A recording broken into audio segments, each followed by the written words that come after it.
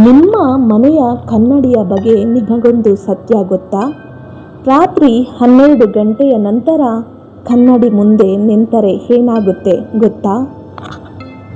ಹಿರಿಯರು ಹೇಳ್ತಾರೆ, ಕನ್ನಡಿ ಕೇವಲ ನಿಮ್ಮ ಪ್ರತಿಬಿಂಬವನ್ನಷ್ಟೇ ತೋರಿಸಲ್ಲ, ಅದು ಮರುಲೋಕದ ಬಾಗಿಲು ಅಂತ ಕೂಡ ಕರೆಯಲ್ಪಡುತ್ತೆ. ನೀವು ಕನ್ನಡಿಯಿಂದ ಕಣ್ಣು ತಿರುಗಿಸಿದಾಗ ನಿಮ್ಮ ಪ್ರತಿಬಿಂಬ ಕೂಡ ಕಣ್ಣು ತಿರುಗಿಸುತ್ತೆ ಅಂತ ಅಂದುಕೊಂಡಿದ್ದೀರಾ? ಇಲ್ಲ, ಕೆಲವೊಮ್ಮೆ ಅದು ನಿಮ್ಮನ್ನೇ ಗಮನಿಸುತ್ತಾ ನಿಂತಿರುತ್ತೆ. ನಂಬುತ್ತೀರಾ?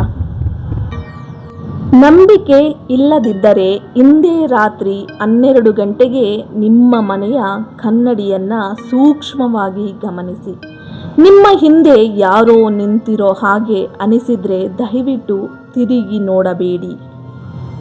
ಇಂತಹ ಭಯಾನಕ ಘಟನೆ ನಿಮ್ಮ ಜೀವನದಲ್ಲಿ ನಡೆದಿದೆಯಾ? ಕಮೆಂಟ್ ಮೂಲಕ ತಿಳಿಸಿ. ಧೈರ್ಯವಂತರಿಗಷ್ಟೇ ಈ ವಿಡಿಯೋ ಶೇರ್ ಮಾಡಿ.